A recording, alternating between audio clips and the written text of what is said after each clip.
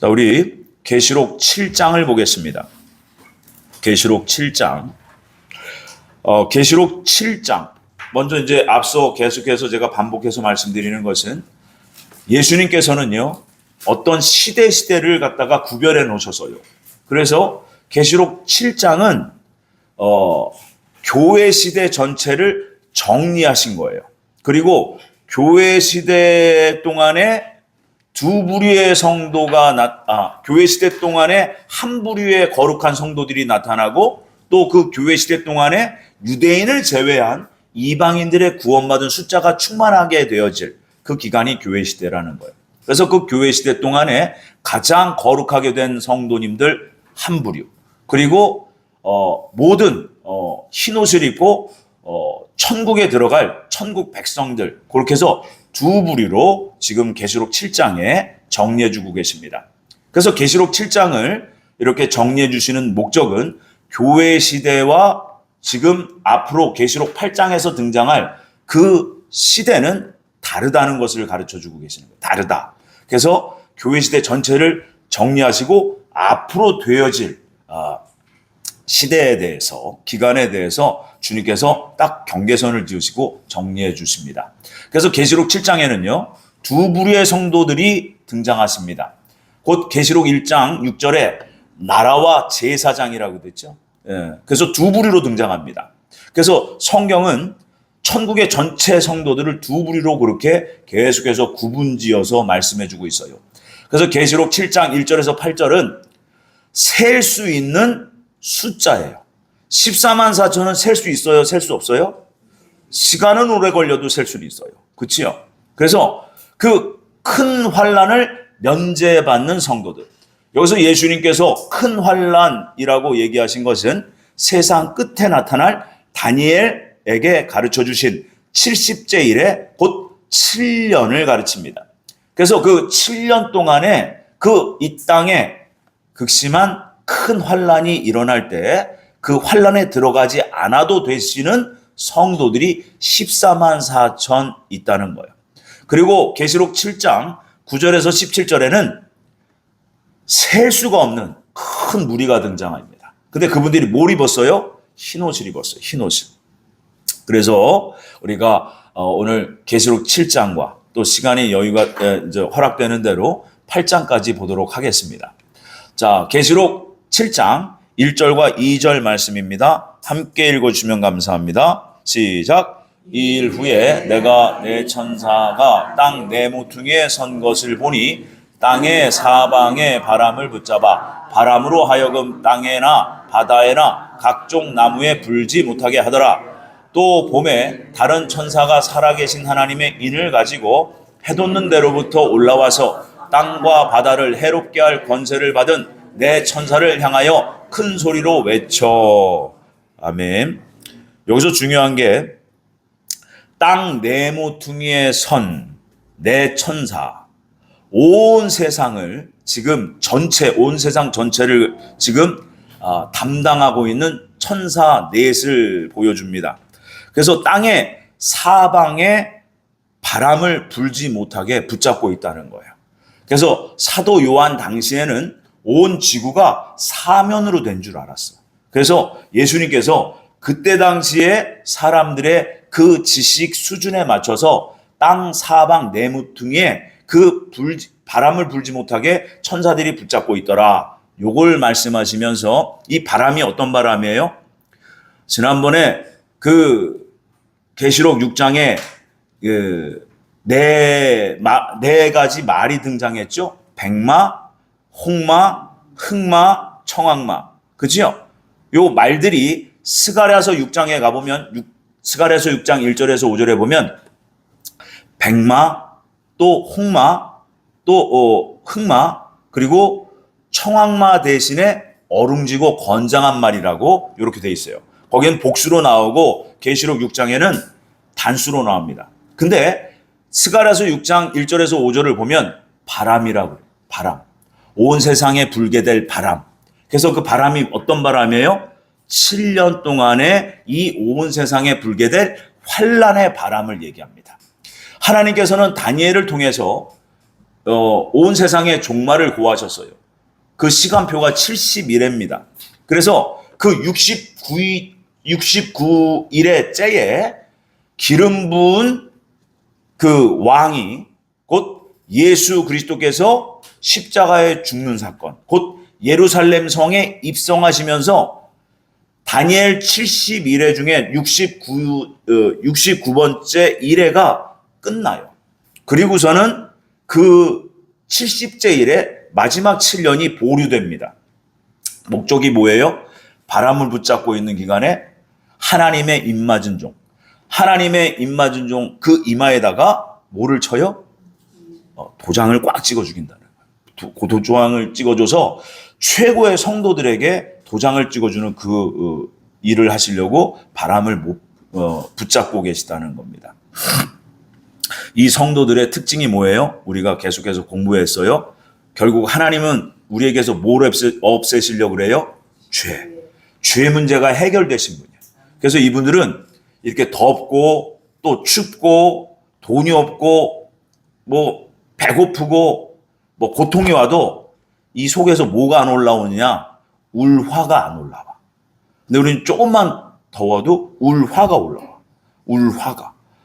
저도 오늘 운전을 하고 이렇게 가는데 갑자기 껴들면 안 되는데 그 사이로 차가 쏙 들어오는 거야. 깜빡이도 안 켜고. 속에서 뭐가 올라요? 순간 울화가 올라와. 아직 제 안에 뭐가 있다는 거예요? 죄의 성질이 있구나. 그러면 아직 나는 멀었구나. 근데 이분들은 뭐가 없어요? 죄가 안 올라와. 차를 타고 가다가 갑자기 딱 들어오면 그분을 위해서 축복해요. 급하신 일이 있나 보아. 축복합니다. 이게 나와요, 이게. 그런데 우리는 어때요? 사대질을 하고, 이게 막 육두문자가 나오고, 왜 그래요? 죄의 성질이 있어서 그래요. 죄의 성질. 그래서 그 교회 시대 동안에 그 14만 4천의 이마에다가 인을 친다. 이마에다가 도장을 친다 이거예요. 우리 영혼을 얘기하시는 거야. 영혼에다가 너는 극상품의 포도가 되었다라고 말씀하시는 거죠.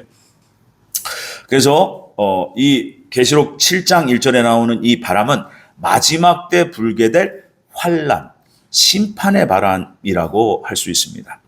그래서 그 계시록 3장 10절에 보니까 장차 온 세상에 임하여 땅에 거하는 자들을 시험할 때다 이렇게 말씀하십니다. 지금 과거 역사에도 뭐 홍수도 있었고 폭염도 있었고요. 기근도 있었고요. 산불도 많았고요. 지진도 있었고요. 전염병도 있었어요.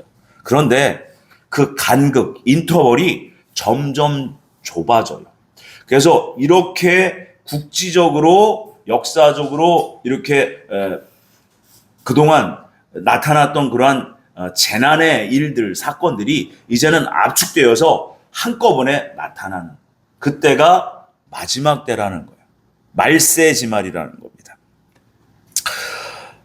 그래서 그 1절에 사방에 내 바람을 붙잡고 있는 천사가 있고 그들은 이 땅에 환란을 지금 잠시 보류하고 있는 그 천사들이고 2절에 보니까 또 봄에 다른 천사가 나타나잖아요. 그죠? 다른 천사가 어디서 나왔어요? 해돋는데 모든 만물의 그 중심이 어디예요? 하나님 보좌예요. 그래서 말라기 2장에 보면 이 해돋는 곳에서라고 돼 있죠. 결국은 만유의 창조주가 되시는 삼위일체 하나님의 보좌로부터 명령을 받고 천사가 나와서 그 성도들에게 인을 치고 있다는 겁니다. 우리 3절과 4절 말씀 읽습니다. 이르되 우리가 우리 하나님의 종들의 이마에 인치기까지 땅이나 바다나 나무들을 해하지 말라 하더라. 내가 인침을 받은 자의 수를 들으니 이스라엘 자손의 각 지파 중에서 인침을 받은 자들이 14만 4천이니 아멘. 여기서 중요한 것이 이 일은 천사는 영적 존재예요. 그런데 이 천사들에 의해서 마지막 70째 일에 7년의 환란이 진행되는데 여러분 그 나무 그리고 바다, 땅, 어디예요? 이 물질 세계. 여기를 얘기합니다. 여기를 해치지 말라. 언제까지? 하나님의 임마지노 14만 4천의 이마에 인치기까지는 환란의 바람은 불지 마라 라고 말합니다. 근데 지금 한국교회 대부분의 이제 그 계시록 그 해석하시는 분들이 모든 믿는 성도들을 얘기해요. 그래서 14만 4천을 상징수다 이렇게 얘기합니다. 실제 수는 아니다. 왜? 너무 적다는 거예요. 너무 적다. 그러니까 이걸 상징수로 바꿔버렸어요. 성경적 근거가 전혀 없어요. 그런데 잘 보세요. 이스라엘 자손의 각 지파 중에서예요. 일부라는 거야. 그래서 이 문자를 갖다가 문자 그대로 해석하면 누구를 얘기하는 거예요? 이스라엘 백성들을 얘기하는 거예요. 그렇죠? 근데 그 이스라엘 백성인지 아닌지를 우리가 그 5절부터 8절까지 한번 보면서 한번 해석해 보기를 원합니다. 자, 5절부터 8절까지 함께 읽습니다. 시작. 유다 지파 중에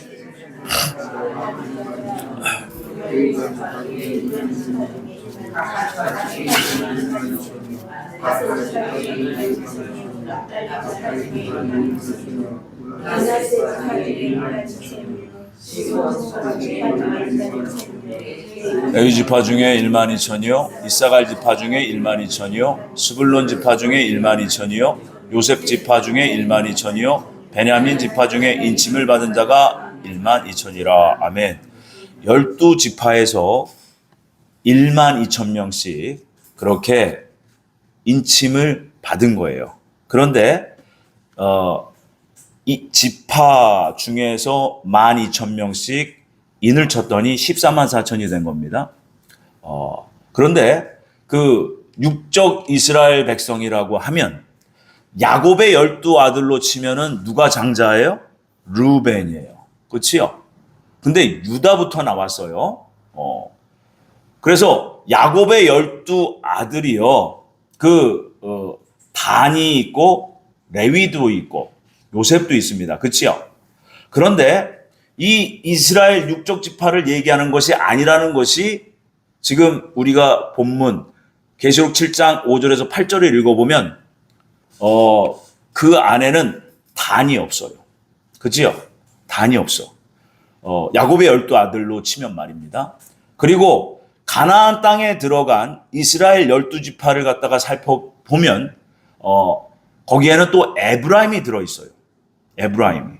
그리고 지금 우리가 읽은 계시록 7장에서는 단지파도 없어요.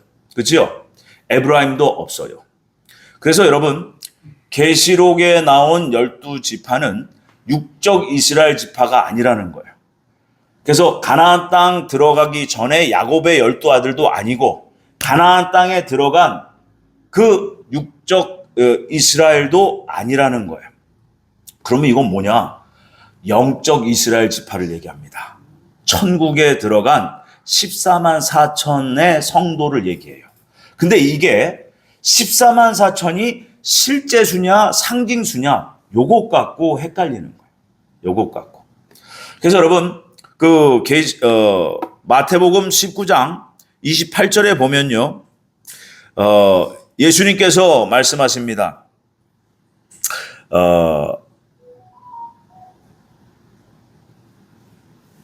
마태복음 19장 28절 한번 찾아볼까요? 죄송합니다. 마태복음 19장 28절입니다.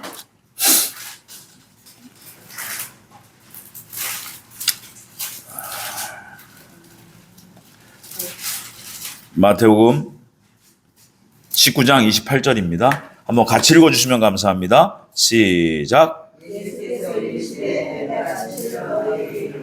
세상이 새롭게 되어 인자가 자기 영광의 보좌에 앉는데 나를 따르는 너희도 12보좌에 앉아 이스라엘의 12지파를 실천하라. 아멘. 자, 예수님께서 누구에게 얘기하신 거예요? 12사도에게 말씀하신 거예요. 그래서 12사도가 12지파를 다스린다. 그런데 언제? 세상이 새롭게 될 때를 얘기합니다. 그 세상은 이 땅의 세상부터 온전케 거룩하게 하실 때부터 얘기하는 거예요. 결국 계시록을 전체를 해석해 보면 1000년 동안 마귀가 없는 세상이 돼요. 거기에서부터 이들이 바로 12지파의 그 지파장들로 나타납니다. 이분들이 누구라고요? 12사도예요. 그것을 어떻게 근거를 가질 수 있느냐? 계시록 21장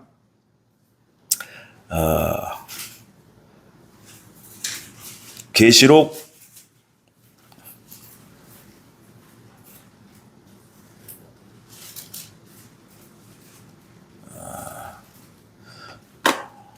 이렇게 오늘 성경을 제가 못 찾죠.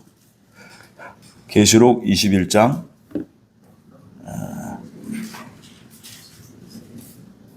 14절입니다. 계시록 21장 14절 한번 같이 읽어볼까요? 시작. 그 성의 성곽에는 12기초석이 있고 그 위에는 어린 양의 12사도의 12 이름이 있더라. 아멘. 자, 천국의 12지파의 그 지파장들이 12사도고 천국의 12기초석에 있는데 그 기초석의 이름이 누구 이름? 12사도의 이름이라는 거야. 근데 예수님의 12제자 중에 여러분 한 사람이 빠졌어. 누구예요? 가롯 유다지요. 그래서 그 모형을 지금 12지파 계시록에 나오는 그 12지파의 이름은 곧 12사도의 이름을 얘기하며 또한 그 12사도가 다스릴 천국의 12지파를 얘기합니다.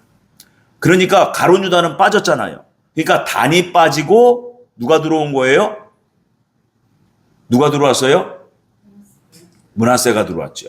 그렇죠? 므낫세는 요셉의 아들이에요. 근데 보세요. 계시록에 그 12지파 중에 또 누가 있어요? 므낫세의 아버지 요셉이 들어가 있어. 이건 이스라엘 육적 지파라고 할 수가 없어요. 그렇죠? 바로 천국의 12지파를 얘기하며 또 이 12지파의 장들이 12사도라고 성경은 그렇게 그 증거를 보여주고 있습니다. 그런데 또 이런 질문이 있어요. 목사님, 그 12사도도 결국은 유대인이잖아요. 그래서 끝까지 문자적 해석으로 가려고 그래요. 여러분, 계시록은요, 문자 해석하면요, 엉망진창이 됩니다. 도저히 풀 수 없는 예언의 말씀이 돼요. 그래서 지금 12사도를 통해서 12지파가 시작이 된 거예요. 근데 거기에 기초석이라 했어. 바로 12사도로부터 교회 시대에 14만 4천이 첫 스타트했다는 거예요. 그래서 사도 바울도 그 뒤에 또 그 뒤에 디모데도 폴리캅도 그리고 계시록 3장에 나오는 빌라델비아 교회 사자도 여러분 14만 4천 안에 들어가는 거예요. 그리고 크리소스톰 또 요한웨슬레 안토니우스 우리나라에도 주기철 목사님 손양원 목사님 같은 분들 그리고 이거는 개인적인 건데 그 맨발의 성자라고 하는 최춘선 목사님 이런 분들 우리나라에 꽤 계셨어요. 많이 계셨습니다. 그래서 여러분 육적 이스라엘이 절대 아니에요. 영적 이스라엘이고 또한 그 근거로 주님께서는 그 말씀들을 이해할 수 있도록 로마서 1장 16절에 보면요.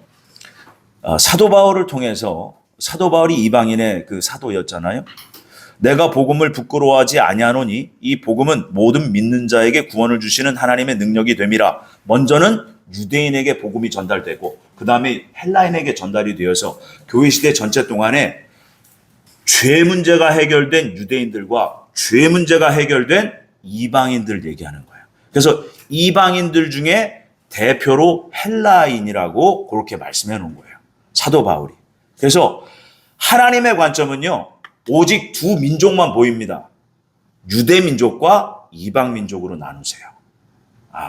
그렇게 해서 하나님은 보고 계시다는 거예요. 그래서 이 14만 4천이 예수님 믿은 전체 성도가 될 수 없다는 것은 여러분 그 5절에서 8절에 보셨듯이 지파 무슨 지파 중에서 1만 2천 누구누구 지파 중에서 1만 2천 그래서 일부라는 거예요. 전체가 아니라. 이해되십니까? 그래서 이거 14만 4천은 실제 수예요. 교회 시대 전체에 죄의 문제가 해결돼. 그러니까 어떠한 환경에서도 속에서 짜증이나 원망이나 불평이나 이 우라가 치미질 않아. 이해되세요? 그래서 사도 바울이 로마서에 죄의 법이 뽑혀나가고 로마서 8장 2절에 생명의 성령의 법이 들어왔다는 거예요. 여러분, 그게 바로 신앙의 완성이라고 하는 거예요. 그래서 그 단어가 구속되었다, 속량되었다예요. 그래서 아폴로트로시스 이 단어가 대단히 중요한 단어입니다. 그래서 무엇으로부터 해방되었다라는 뜻이에요. 그게 바로 한글 성경에는 구속되었다, 속량되었다. 무엇으로부터 해방된 거예요? 죄로부터. 죄가 안 올라와. 죄가. 사도 요한도 죄가 안 올라와. 그래서 그 사도 요한이 12사도 중에 한 분이셨잖아요. 그래서 요한일서를 쓰셨어요. 요한복음도 쓰셨어요. 그 요한일서 3장 9절에 보면 하나님께로부터 새로 태어난 자를 얘기하시는데 그 안에 뭐가 없어요? 죄가 없어요. 죄가. 그래서 계시록 14장 그 4절에서 5절을 보면 이 14만 4천이 어떤 분들인지에 대해서 그 인격에 대해서 말씀하고 계세요. 이들은 여자로 더불어 범죄하지 않았다는 거예요. 그게 뭐냐면 계시록에서 여자라는 것은 바로 대표적인 그 나쁜 여자가 음녀 이세벨을 얘기합니다. 그래서 영적으로 음행한 적이 없는 사람들. 이 사람들은 흠과 티가 없다. 그래서 어린 양이 어디로 이끌든지 100% 순종하는 사람들이 됐다는 거예요. 근데 우리는 100% 순종해요? 아니요. 계산을 해요. 계산을 해. 그래서 우리는 뭐가 있다는 거 아직까지도? 죄가 있는 거예요. 요 죄를 없애시려는 거예요. 그래서 연단을 받아라. 불시험 오는 것을 이상하게 여기지 말라. 하나님이 은혜를 주신 것은 고난도 겸하여 받게 하시려고 하는 거다라고 말씀하고 계시는 거죠. 그래서 결국 주님께서는 이 계시록을 우리에게 주시면서 그 계시록 2장 3장에 이기는 자 무엇과 싸워서 이겨야 돼요? 죄와 싸워서 이겨야 되는데 그것을 한마디로 죄라고 하지만 성경을 보면 세 종류가 나와요. 마귀 그리고 세상. 그 세상이 바로 정욕이에요. 그래서 요한일서 2장 16절을 보면 세상은 육신의 정욕, 안목의 정욕, 이생의 자랑. 이곳에서 우리는 늘 지배받고 이것 때문에 범죄하고 이것 때문에 콧바들이고 이것 때문에 낭망하고 이것 때문에 주님을 떠나는 일까지 있어요. 그래서 여러분 정욕은 내 안에 불법으로 들어온 타락한 정욕이에요. 그 정욕이라고 그러면 안 되고 타락한 정욕이 정확한 단어는 타락한 정욕이 내 안에 들어와서 하나님을 지금 대적하고 있는 거예요. 예. 그래서 이게 거짓자다 이렇게 표현해드린 거예요. 거짓자. 그러니까 이것이 내 본질인 줄 알고 평생을 살다가 죽는 거예요. 근데 우리는 말씀을 진리를 통해서 이것이 구별이 되게 돼 있어요. 근데 이것과 싸워봐야지 그게 구별이 오는데 싸우려고 하지 않는 분들은 이게 구별이 안 되게 돼 있어요. 그래서 여러분 말씀을 지켜 힘써 지켜 여러분 그 말씀 실천하는 일을 최선을 다하셔야 돼요. 그래서 여러분 신앙생활의 핵심이 뭐냐? 진리의 거울 앞에 나를 돌아보는 거예요. 진리의 거울 앞에 나를 돌아봤을 때 부정한 내가 보이면 그것이 죄고 그것이 허물이에요. 요것을 주님은 없애시려는 거예요. 그래서 여러분 신앙생활의 핵심은 여러분 나를 돌아보는 것이고 여러분 그것이 바로 용기예요. 나를 고치려고 하는 몸부림, 힘씀, 애씀, 용기라고 합니다. 그래서 여러분 하나님께서는요 온 세상을 이 죄악 세상 가운데서 하나님의 사람들을 만들어내십니다. 그게 원리예요. 근데 이것을 마지막 때, 하나님은 얼마나 마지막 때를 사모하시냐면 창세기 49장에 보면 그 야곱이 12아들을 축복을 해요. 그런데 거기에 단에게는 어떠한 기도를 하냐면 축복이 아니라 저주예요. 제가 읽어드릴게요. 창세기 49장 16절과 17절 야곱의 예언입니다. 단은 이스라엘의 한 지파같이 그의 백성을 심판하리로다. 단은 길섭의 뱀이요 샛길의 독사로다. 말굽을 물어서 그 탄자를 뒤로 떨어지게 하리로다. 아멘. 이 단이요 결국은 가롯 유다의 모형이에요. 그래서 그 가롯 유다는 사탄의 후예예요. 사단의 종자예요. 사단의 종자. 그래서 이 사단의 종자들이 온 세상을 지배하고 그리고 하나님의 백성들을 마지막 때 나타나는 하나님의 군대들, 하나님의 성도들을 핍박하고 박해하고 죽이는 그러한 역사들을 그들이 악령의 역사들을 합니다. 그게 예언의 말씀이 바로 창세기 49장 17절 말씀이에요. 그래서 단은 뱀이고 독사고 그죠? 근데 말굽을 물어서 이렇게 말굽. 이게 말굽이요. 히브리어로 아케브라는 단어예요. 그래서 이 아케브라는 단어가 무슨 의미를 또 갖고 있냐면 그 한 군대의 맨 끝에 선 후미를 얘기합니다. 그래서 군대의 맨 끝에 후미, 곧 예수님을 믿고 인류 역사의 마지막 때에 나타날 그리스도의 군대를 얘기해요. 사단의 종자들이 마지막 때에 나타날 그리스도의 군대들을 핍박하고 박해하고 심지어 죽이기까지 하는, 그럼으로써 하나님은 이미 창세기서부터 창조 때부터 이것을 계획하셨어요. 그래서 여러분 교회 시대의 꽃은 이 땅에서 죄 문제가 해결된 14만 4천 이기신 성도들이고 7년 환란의 꽃은 순교자예요. 순교자들. 그래서 하나님은 이러한 계획을 일찍부터 갖고 계시고 마지막 때에 순교자의 수를 채우시려는 그 계획을 창세기 때부터 작정을 하셨던 거예요. 그러니까 순교자의 그러한 어떤 그 반열이 어마어마한 겁니다. 예, 천국에서 어마어마한 상급이라는 거예요. 여러분 두려워하지 말길 바랍니다. 아멘이시죠? 네. 자, 9절과 10절을 읽어보겠습니다. 이 일 후에 내가 보니 각 나라와 족속과 백성과 방언에서 아무도 능히 셀 수 없는 큰 무리가 나와 흰옷을 입고 손에 종려 가지를 들고 보좌 앞과 어린 양 앞에 서서 큰 소리로 외쳐 이르되 구원하심이 보좌에 앉으신 우리 하나님과 어린 양에게 있도다 하니. 아멘. 자, 계시록은 옷 정리를 잘해야 된다고 그랬어요. 그치요?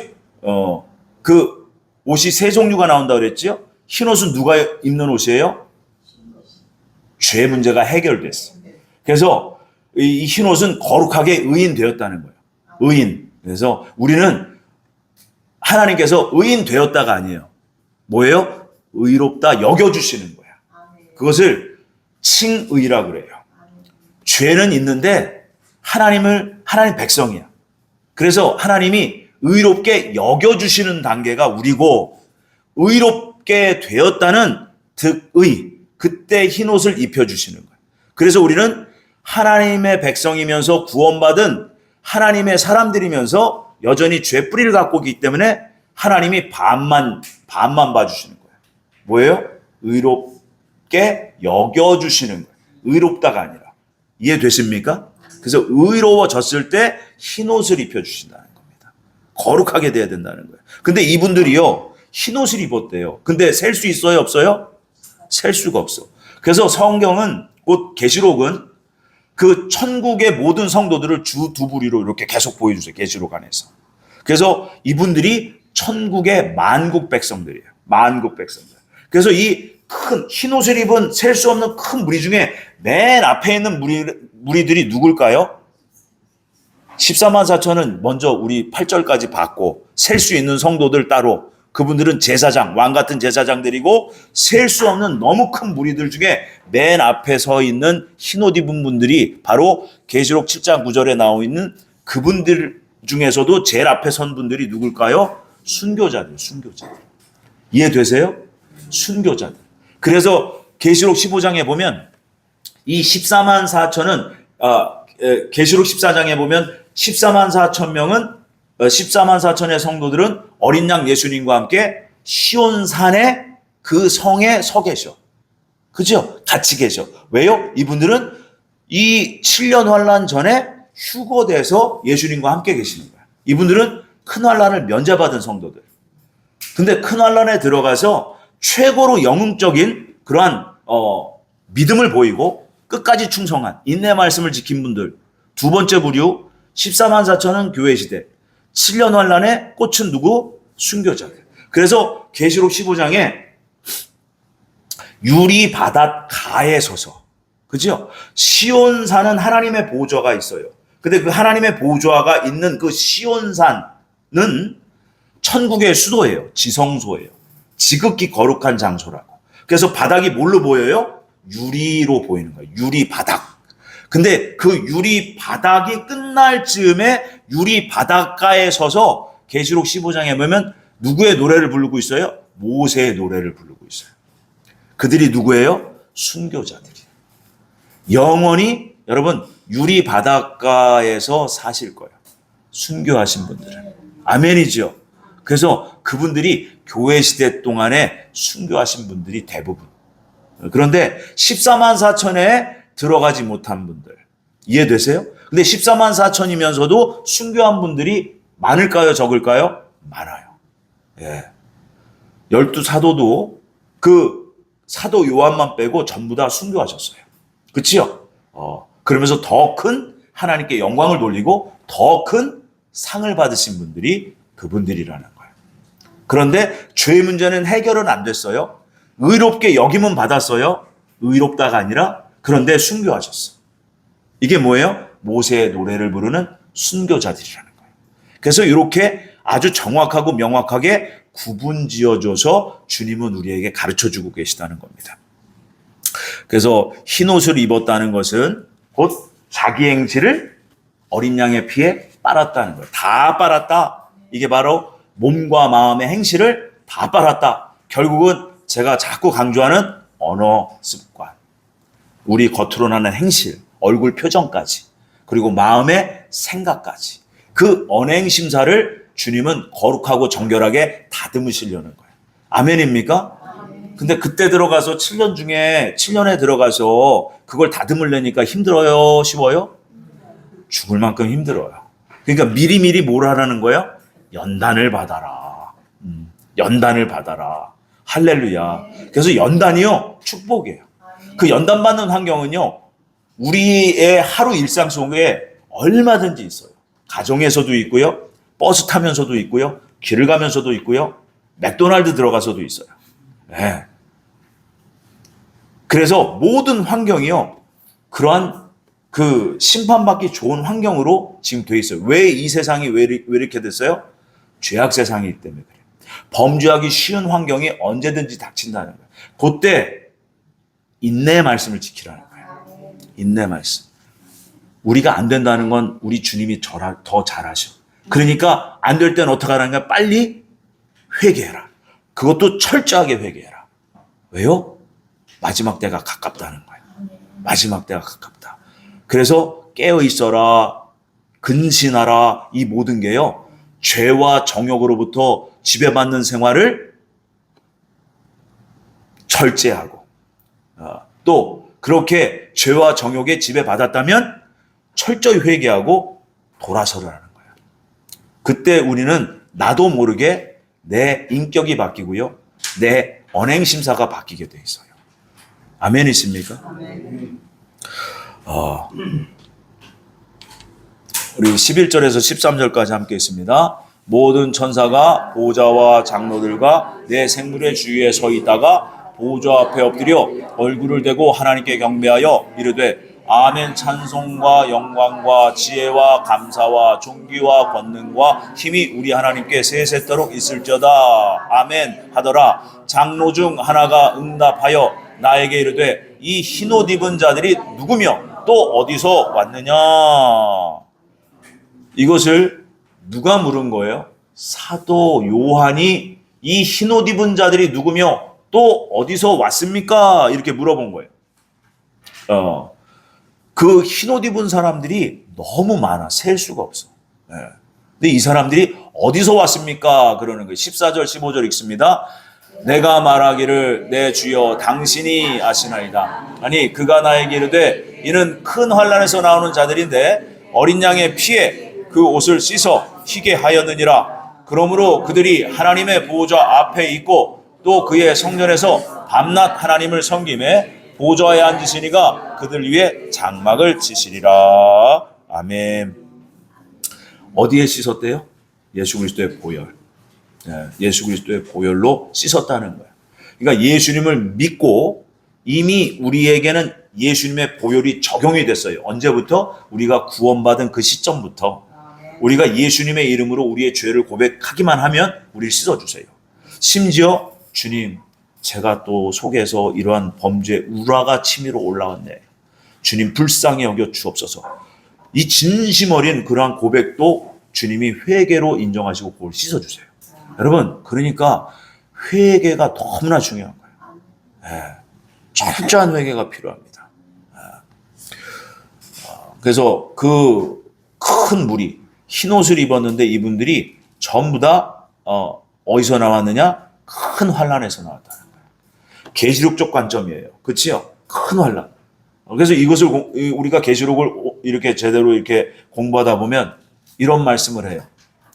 그렇게 두렵고 힘든 그 환난에 들어가기 전에 빨리 죽어서 천국 가면 되지. 그러니까 이게 앞뒤가 하나도 안 맞아. 한 번 죽는 것은 사람에게 정하신 것이요 그 후에는 반드시 심판이 있으리라. 심판이 있으리라. 불심판이 있어요. 그러니까 여러분 영계 사후 세계에 들어가서 영계 심판 때에서 남은 연단을 다 받으셔야 돼요. 그 연단을 받는 목적이 뭐예요? 죄를 없애시는 거예요. 거기 가면 불이 있어요. 그래서 예수님이 마태복음 5장에 말씀하시죠.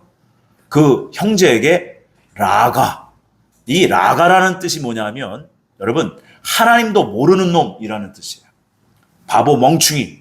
그거는 저주예요. 하나님 모르면 어딜 못 가요? 천국에 못 가. 그러니까 지옥 갈 놈이라고 그렇게 저주하는 거예요. 그 라가라는 그 단어가. 그렇게 하면은 어디를 갔다 와야 된다? 지옥불에 간다는 거예요.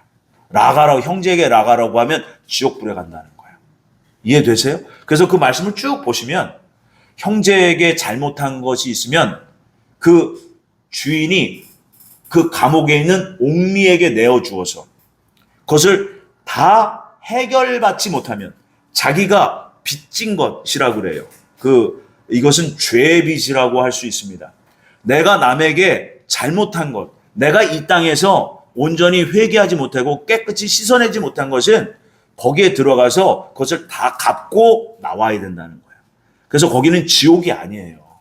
지옥이 아니에요. 지옥은 들어가면 못 나와요. 그죠? 근데 다 갚으면 나올 수 있다라고 주님이 말씀하세요.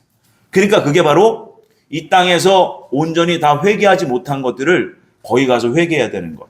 다시 말하면 이 땅에서 연단을 다 마치지 못하면 거기 들어가서 연단을 마쳐야 돼요. 근데 예수님께서는 우리의 대자 대비하신 하나님께서는 이 땅에 7년이라는 큰 환난을 준비해 주시고 우리에게 씻을 수 있는 그 기회를 주신 거예요. 이 땅에서. 그래서 심판 때에 가서 씻으면요. 뭐가 없어요? 상이 없어요. 이 상이 왜 중요하냐면 내가 받아 누리려는 게 아니에요. 내가 상급받을 행실을 하면 누가 영광을 받으세요? 하나님이 영광을 받으세요. 그래서 예수님이 요한복음 15장 8절에 너희들이 열매를 풍성히 맺으면 누가 영광을 받는다? 하나님, 아버지가 영광을 받으신다. 아멘입니까? 그래서 여러분, 상은 내가 뭘 보상받기를 원해서 하는 것이 아니라 여러분 우리가 착한 행실, 죄 없는 행실, 칼로스 에르곤이라는 그 죄 없는 행실을 우리가 말씀 지켜 행할 때에 하나님이 영광 받으시고 우리에게는 상급이 되는 거예요. 근데 이게 하나님의 은혜로 돼요. 기가 막힌 거는. 그래서 마태복음 25장을 잘 보세요. 우편의 사람들과 왼편의 사람들. 그렇지요? 내가 뭔가를 한 것은요, 내가 다 기억을 해요. 근데 하나님의 은혜로 한 것은 내가 잊어버려요. 그래서 하나님께서 우리에게 은혜를 베푸시고 또 상도 주시는 겁니다. 이렇게 좋으신 하나님을 우리가 몰라서야 되겠습니까? 그래서 이 마지막 때 그 7년이라는 기간을 이 땅에 허락하시고 상 받을 기회를 다시 주시는 거예요. 교회 시대 동안에 다 못했으니까 이제 좀 끝내자. 이걸 또 모르네. 아, 목사님, 나는 그런 거 싫어요. 나는 죽어서 빨리 천국 가고 싶어요. 그렇게 심판대가 있다고 얘기를 해도 자기가 믿는 것을 끝까지 믿으시겠대. 어쩔 수가 없는 거예요. 그러니까 주님은 너는 듣든지 말든지 너는 전해라 라고 얘기하신 겁니다. 여러분, 이 땅에서 우리가 연단받는 것이 얼마나 축복인지 여러분 다시 새삼 깨달으셔야 될 줄 믿습니다.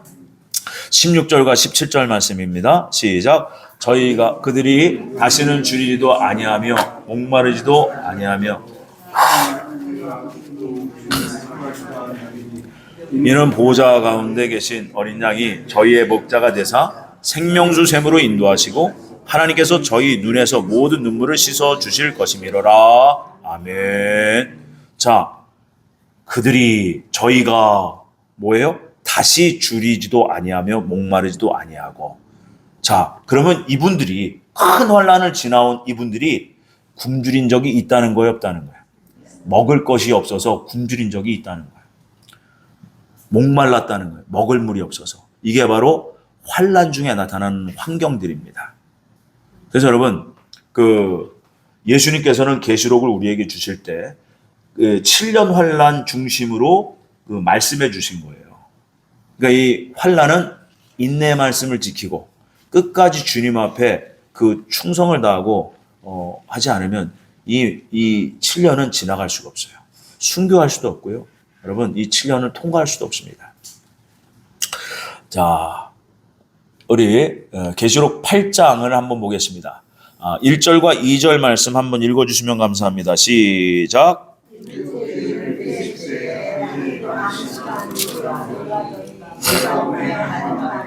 일곱 천사가 서 있어 일곱 나팔을 받았더라. 아멘. 자, 계시록이요.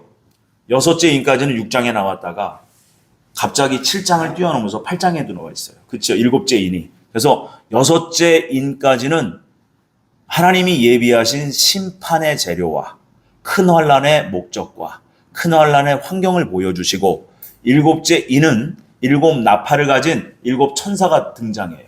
그렇죠? 이 나팔을 불어주면서 이 땅에 재앙이 쏟아지는 겁니다. 이해되십니까? 그래서 7년의 마지막 큰 환난은요. 계시록 7장 1절과 2절에 땅 사방 네 모퉁이에 바람을 붙잡고 있는 천사들과 그리고 지금 8장에 등장한 7 나팔을 가진 천사들에 의해서 이 7년이 진행되어져 간다는 것을 우리는 알 수가 있겠죠. 자, 3절입니다. 또 다른 천사가 와서 제단 곁에 서서 금향로를 가지고 많은 향을 받았으니 이는 모든 성도의 기도와 합하여 보좌 앞 금제단에 드리고자 함이라. 아멘. 이 제단, 곧 성전 바깥들에 있는 놋제단, 곧 번제단을 얘기합니다. 성도들이 기도하는 장소를 상징하는 거예요. 그래서 이 기도가 상달이 돼야 되는 거예요. 4절입니다. 향연이 성도의 기도와 함께 천사의 손으로부터 하나님 앞으로 올라가는지라. 아멘. 자, 향연이 곧 기도예요. 하나님이 흠향하시는 그 향이 바로 성도들의 기도였어요. 그래서 이 성도들은 대표적인 성도 하면 교회 시대 동안에 14만 4천을 얘기하십니다. 14만 4천. 12사도로부터 바울 사도, 디모데, 폴리캅 이런 분들이 전부 다 여러분 성경 자세히 보세요. 그분들이 누굴 기다렸어요? 다시 오실 예수님을 기다려요. 그래서 사도 바울은 천국을 입신을 몇 번을 했어. 그래서 셋째 하늘에 끌려 올려가서 알아들을 수 없는, 여러분들이 감당할 수 없는 그러한 예언의 말씀까지 다 들었다. 왜? 마지막 때에 하나님의 계획을 들은 거예요. 근데 지금 감히 말을 할 수가 없다. 라고까지 말합니다. 그래서 그분들이 누굴 기다리신 거예요? 예수님이에요. 다시 오실 예수님이에요. 그래서 여러분, 그분이, 예수님이 다시 오셔야지 이 죄악 세상이 불행이 많고 사건 사고가 많고 전쟁과 테러와 사람들이 그냥 싸우고 지지고 볶고 이런 모든 세상이 끝나는 거예요. 근데 그냥 끝나는 게 아니야. 예수님이 그냥 오셔서 그냥 끝내주시는 게 아니라 이 땅에 7년간의 그러한 극심한 환란의 심판이 있다. 그래서 첫 번째 예수님이 오시는 목적, 익은 열매. 성령의 익은 열매. 성령으로 익은 열매를 추수하러 오신다는 거예요. 아멘입니까? 그래서 환란 주시는 거예요. 덜 익었기 때문에. 빨리 들어가서 익자, 이거예요. 두 번째, 이 죄악 세상을 심판하러 오십니다. 그리고 하나님께서는요, 거룩한 나라를 이 땅 가운데 이 세상에 개국하시려고 그래. 그래서 마귀가 없는 기간 1000년으로 붙잡고 그 밀레니엄 이 땅에 거룩한, 밝고 명랑한, 온전히 하나님의 그 하나님을 아는 지식으로 충만한 그 나라를 1000년 동안 주시려고 주님이 오시는 거예요. 그 나라에 누가 들어갈 거냐는 거예요. 누가 들어갈 자격은 세 부류예요. 어떻게 세 부류인 줄 압니까? 이스라엘 백성을 보면 안다는 거예요. 하나님의 약속의 땅 가나안 땅에 세 부류의 성도가 들어갔어요. 제사장, 레위인들, 그리고 그 가나안 땅을 분배받은 12지파. 세 부류로 들어갑니다. 그래서 제사장, 왕 같은 제사장이 교회 시대 동안에 성령의 처음 익은 열매를 받은 14만 4천 이기신 분들. 그리고 교회 시대 동안 이 시대의 근대에 순교하신 분들이 아마 천년왕국에 가기가 쉽고, 그리고 7년 환란 중에 순교하신 분들. 그분들이 왕 같은 제사장들 옆에서 보필하는 레위인들이에요. 예. 그래서 이분들을 그 계시록 20장에 보면 부활시키세요. 그래서 그것을 첫째 부활이다 이렇게 말씀하십니다. 그래서 마태복음 24장에 보면 무화과 나무의 비유를 배워라 그래요. 여러분, 그 무화과 나무는요, 이스라엘에는 2번 열매가 맺혀요. 그래서 모든 천국 백성은 두 번의 부활 사건으로 다 천국 들어갑니다. 이해되십니까? 네, 심판 때를 거쳐도요, 부활시켜서 주님이 다 데려가세요. 자, 이 중요한 것이 이 4절 그리고 5절 사이에 예수님의 공중 강림이 있고요, 성도들의 휴거 사건이 있는 겁니다. 그래서 데살로니가전서 4장 16절 17절 말씀이 응할 때가 계시록 8장 4절과 5절이에요. 그래서 예수님의 공중 강림과 성도들의 휴거 사건이 영계에서 일어나는 거예요. 눈에 보이도록 일어나는 게 아닙니다. 그래서 이 표를 다시 보여드리는 거예요. 그래서 계시록은 7인, 그리고 7나팔, 그리고 7째 나팔에 부속된 후 3년 반, 7년 중에 후 3년 반 막바지에 나타나는 7 대접재앙으로 이렇게 딱 구분되어 있어요.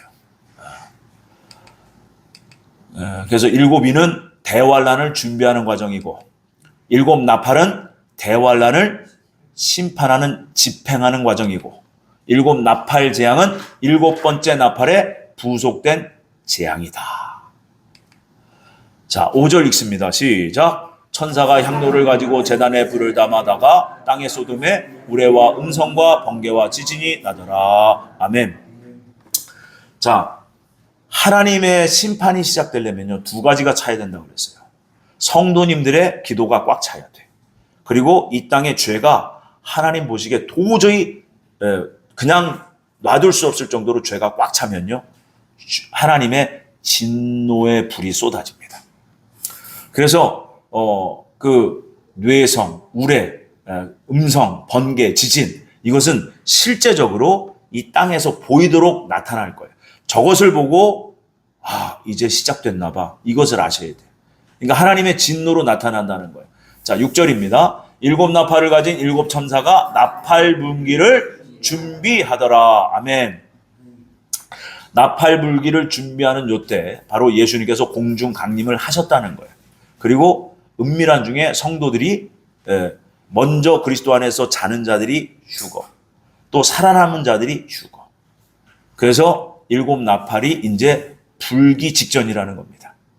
그래서 계시록 8장 7절에서 13절은요. 첫째부터 넷째 나팔이 거의 동시다발적으로 불어져요. 이것은 자연 환경에 나타나는 재앙입니다. 이게 시작됐어요? 아직 안 됐어요? 아직은 아니에요. 그런데 여러분, 하나님께서는, 곧 예수님께서는 즉각적으로 나팔 불자마자 요 땅하고 극심하게 어려워지는 것이 아니라 여러분, 서서히 그 환경들을 몰아가세요. 이해되십니까? 그래서 유럽에서 저렇게 많은 산불이 나고 있고요. 우리나라도 많이 났어요. 전 세계적으로 참 산불이 많이 났죠. 그렇지요? 그 말씀이 계시록 8장 7절입니다. 한번 읽어봅니다. 첫째 천사가 나팔을 보니 피 섞인 우박과 불이 나와서 땅에 쏟아짐에 땅의 3분의 1이 타버리고 수목의 3분의 1도 타버리고 각종 푸른 풀도 타버렸더라. 아멘. 지구의 모든 식물 중에 그 초목은 3분의 1이 못 쓰게 된다는 거예요. 그래서 그 피 섞인 우박, 불, 그러니까 하나님의 진노가 어떻게 표현된다고 이 땅에 피와 불로 나타나시는 거예요. 그 심판을 피하려면 어떻게 해야 돼요? 정결해지면 돼요. 간단한 거예요. 그러니까 이 욱을 참으셔야 돼요. 욱. 근데 욱이 너무 쉽게 나오면 이게 고장난 거예요. 많이 심하게. 그러니까 이 욱을 잘 참으셔야 된다. 자, 8절과 9절입니다. 시작. 둘째 천사가 나팔을 보니 불 붙는 큰 상과 같은 것이 바다에 던져짐에 바다의 3분의 1이 피가 되고 바다 가운데 생명 가진 피조물의 3분의 1이 죽고 배들의 3분의 1이 깨지더라. 아멘. 자, 좀 전에는 땅에 3분의 1이 못 쓰게 됐어. 지금 어디? 바다의 3분의 1이 또 못 쓰게 된 거예요. 그러면 총체적 난국이에요. 자, 이게 어떤 환경이냐? 땅에서도 작물이 안 돼요. 작물이 안 돼. 그냥 먹을거리가 점점 없어지는 거예요. 먹을거리가. 그래서 계시록 6장에 보면 그 세 번째 인을 뗐더니 흑마가 나와요. 검은 말. 그래서 그 검은 말은 흉년 바람입니다. 흉년. 그러니까 점점 작황이 안 좋아. 작황이 안 좋아. 점점 더 심해질 거예요. 그러면서 나팔이 불어지면 극심하게 나빠집니다. 그러니까 이게 서서히 몰아가시는 거예요. 그러면서 이거를 보여주시면서 주님은 뭐 하는 거예요? 돌아올 자 돌아와라, 깨어날 자 깨어나라. 그래서 곧 배들의 3분의 1이 깨진다는 것은 어획량이 3분의 1이 줄어든다는 거예요. 땅도 3분의 1, 바다도 3분의 1, 먹거리가 그만큼 귀해지는 거예요. 그만큼 그 물가가 어떻게 돼요? 고공행진. 도저히 살기 힘든. 그래서 여러분 뭘 해야 돼요? 절제하셔야 돼요. 절제. 자, 10절과 11절입니다. 셋째 천사가 나팔을 부니 횃불같이 타는 큰 별이 하늘에서 떨어져 강들의 3분의 1과 여러 물샘에 떨어지니 이 별 이름은 쓴 쑥이라. 물의 3분의 1이 쓴 쑥이 되매 그 물이 쓴 물이 되므로 많은 사람이 죽더라. 아멘. 물이 없어서 사람들이 죽는 거예요. 그래서 땅, 바다, 우리가 먹는 식수, 강물, 샘물 다 3분의 1씩 다 기능을 못하고 못 쓰게 된다는 거예요. 그러면 사람들이 어떻게 될까요? 이게 욱이 올라오는 거예요. 우라가 치밀어. 먹을 게 없으니까. 여러분, 물이 귀해지는 때가 옵니다. 주님은 말씀하신 대로 하는 거예요. 그래서 여러분, 지금부터 물을 좀 절약해서 쓰세요. 지금 펑펑, 지금은 아니잖아요. 막 쓰고. 그때 되면 내가 그만큼 당하게 돼 있어요.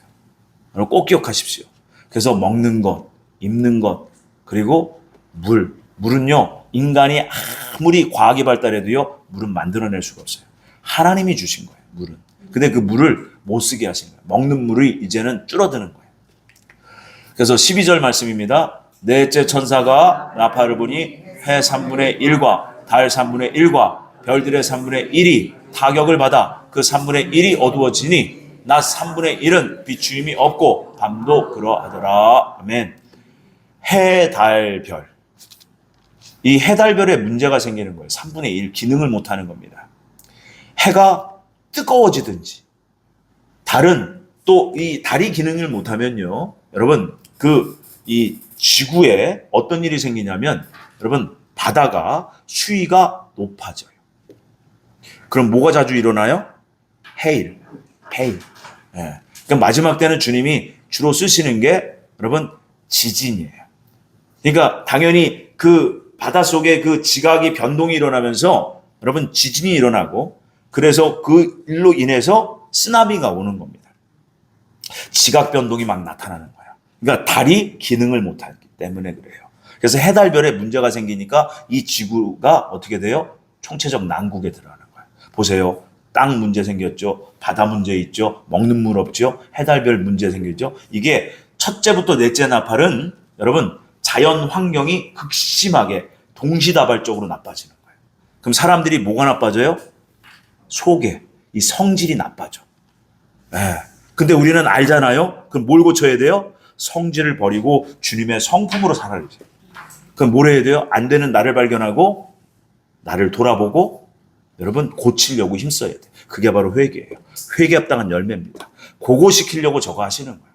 이해되십니까? 아멘입니까?